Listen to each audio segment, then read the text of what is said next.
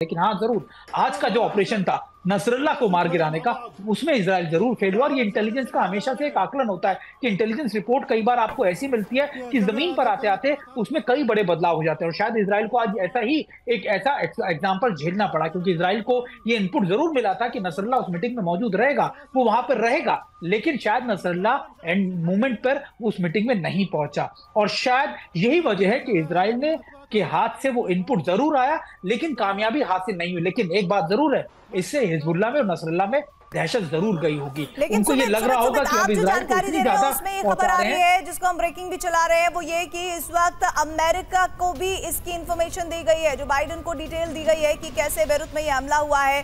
Beirut हमले पर Israel से बड़ी खबर जो आ रही है वो भी अपने व्यूअर्स तक पहुंचा दें। इजरायली सेना की तरफ से दावा किया गया है हिजबुल्लाह मुख्यालय में कोई जिंदा नहीं बचा। हिजबुल्लाह मुख्यालय में जो भी था सभी मारे गए हैं, लेकिन ऐसे में अभी तक हिजबुल्लाह की तरफ से कोई स्टेटमेंट ऑफिशियली नहीं आया है। सुमित, इसका मतलब क्या हो जाता है? क्योंकि देखिए इतना बड़ा हमला, 14 मंजिला इमारत, बंकर पर अटैक करने की कोशिश, बंकर बम बस्टर बम जो है वो इस्तेमाल किया गया है, लेकिन कैजुअलिटीज की डिटेल नहीं आई है।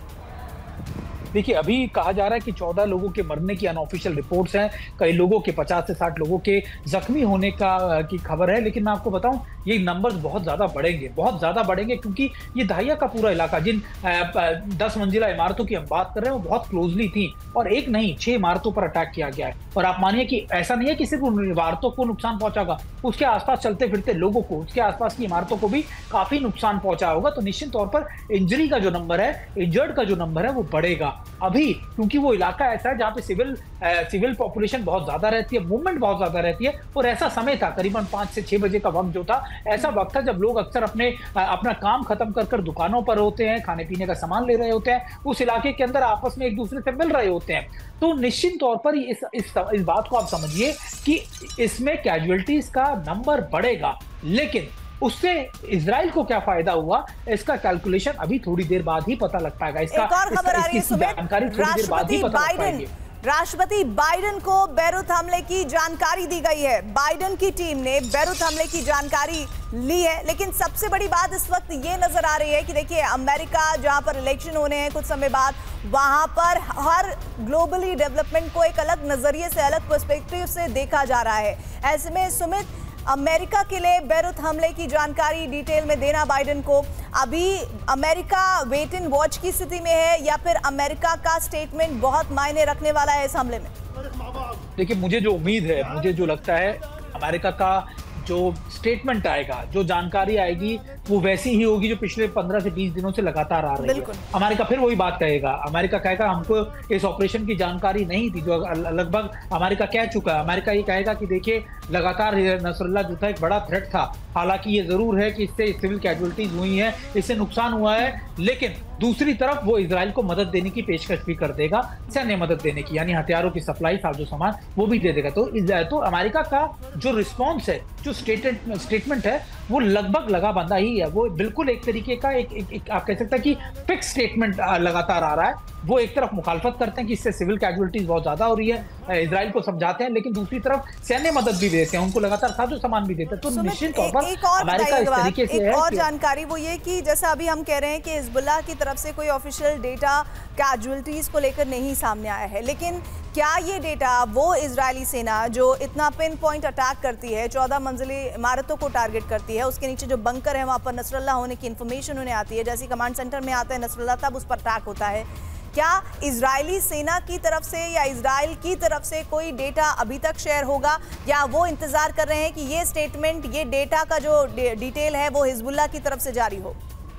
देखिए इजराइल अपने हिसाब से, अपने मिशन के अंदर उनको क्या सफलता मिली वो उसके बारे में जानकारी देगा। हालांकि थोड़ी देर पहले उनकी तरफ से कहा गया कि हम ये जरूर अभी वेरीफाई कर रहे हैं, लगातार ये जानकारी हासिल कर रहे हैं कि उसमें जो हमने अटैक किया है उस समय वहां नसरल्ला मौजूद था, क्या उसको किसी तरीके का अटैक में नुकसान पहुंचा है, क्या दूसरे कमांडर्स को हिजबुल्लाह के को नुकसान पहुंचा। इसको लेकर अभी भी इजराइल की तरफ से कोई वेरीफाइड या क्लेरिफिकेशन नहीं आया। लेकिन हाँ, हिजबुल्लाह की तरफ से, फोर्सेस की तरफ से कंफर्मेशन जरूर आ गया कि उस वहां तो नसरुल्लाह मौजूद ही नहीं था। दूसरा, उनके भाई की बात जो कही जा रही थी वो भी हिजबुल्लाह ने नकारा कि उनके भाई भी वहां मौजूद नहीं थे। हाँ, हिजबुल्लाह ने ये नहीं बताया कि आखिरकार वहां पर हिजबुल्लाह के कौन कौन से कमांडर थे।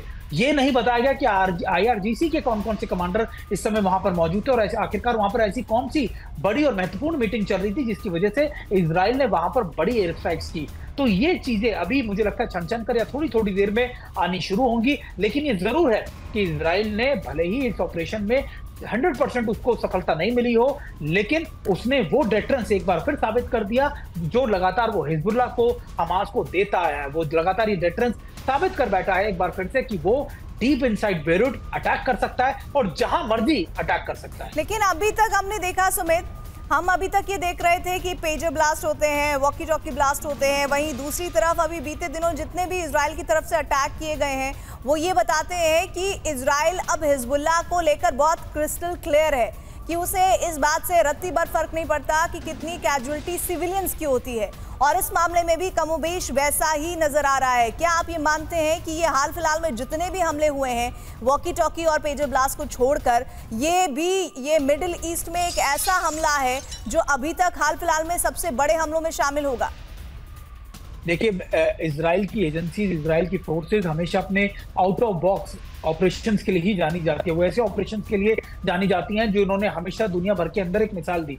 7 अक्टूबर को पिछले साल उनकी एजेंसीज के ऊपर सवाल जरूर खड़े हुए, मोसाद के ऊपर सवाल खड़े हुए, जिसे दुनिया की सबसे बेहतरीन इंटेलिजेंस एजेंसी माना जाता है। लेकिन अब इजराइल ने जो कर दिखाया, इजराइल ने एक बहुत क्लियर, एक क्रिस्टल क्लियर एक व्यू या फिर आप कह सकते हैं एक पर्सपेक्टिव दुनिया को दे दिया कि हम अपने अधिकारों, अपने इंटरेस्ट और अपनी सुरक्षा के आगे किसी के साथ कॉम्प्रोमाइज नहीं करेंगे, भले ही वो अमेरिका ही क्यों ना हो, उनका सबसे बड़ा सहयोगी, सबसे बड़ा अलायंस ही क्यों ना हो। और ये इजराइल साबित करता आ रहा है। इजराइल अब कोशिश ये कर रहा है कि सबसे पहले उन टारगेट्स को अचीव करे जो उसने पिछले 7-8 महीनों में हमास के साथ अचीव किए, वो अब हिजबुल्लाह के साथ अचीव किए जाए। अब वो 2 फ्रंट वॉर के सिनेरियो में आ चुका है, यानी एक तरफ ऑपरेशन चल रहे हैं राफा के अंदर, खान यूनिस के आसपास के इलाकों में, दूसरी तरफ ऑपरेशन चल रहे हैं नॉर्दर्न बॉर्डर्स में, साउथ लेबनान में और फिर बेरूट में, दाहिया के अंदर। तो ऐसी सिचुएशन में इजराइल इस समय है जहां पर ये दोनों फ्रंट के ऊपर वो ताबड़तोड़ एयर स्ट्राइक्स कर रहा है, लगातार अपनी डिप्लॉयमेंट कर रहा है। उसका जहां मन करता है इजराइल का, जहां पर इंफॉर्मेशन मिलती है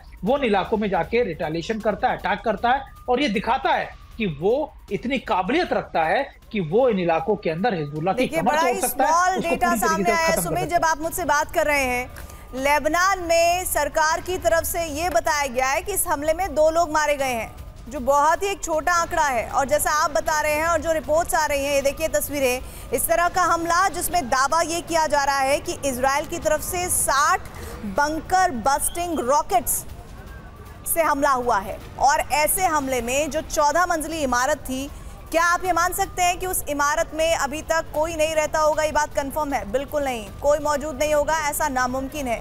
और हिजबुल्लाह मुख्यालय पर यह हमला बताता है कि कितना एक्यूरेसी के साथ इजराइल ने इस हमले को टारगेट किया है, लेकिन नसरल्लाह बच गया है। ये तस्वीरें देखिए, वहां पर इस वक्त लगातार कवरेज के लिए लोग मौजूद हैं। वहीं दूसरी तरफ देखिए, जेसीबी मशीन्स के जरिए मलबा हटाया जा रहा है कि शायद अगर कोई वहां बच गया हो तो उसे यहां से बाहर निकाला जाए। हाशिम सफी अल दीन, नसरल्लाह का भाई, इस हमले में मारा गया, जो हिज्ब कार्यकारी परिषद का चीफ था, उसके मारे जाने की इस हमले में जानकारी है। लेकिन अभी तक लेबनान की तरफ से 2 लोगों के मारे जाने की खबर आई है। ये खबर अपने आप में बहुत सारे सवालों को उठाती है और ये बताती है कि लेबनान में अभी इस पूरे हमले को लेकर कुछ भी क्लियरिटी के साथ नहीं बताने की कोशिशें तेज हैं। 14 मंजिली इमारत के नीचे बने बंकर में जो नसरल्लाह था, उस 14 मंजिली इमारत में सिर्फ 2 ही लोगों के मारे जाने की इतने भीषण अटैक में ये मुमकिन नहीं है। अभी इनिशियली जो सुमित डेटा आ रहा है, इसमें 2 लोगों के मारे जाने की खबर को लेकर जो बात की जा रही है, इस पर आप क्या राय रखते हैं? इस पर आपका क्या नजरिया है कि क्यों इतना वक्त होने के बाद इतने कम आंकड़े, 2 लोगों के मारे जाने की बातें आपको जज्ब हो रही है?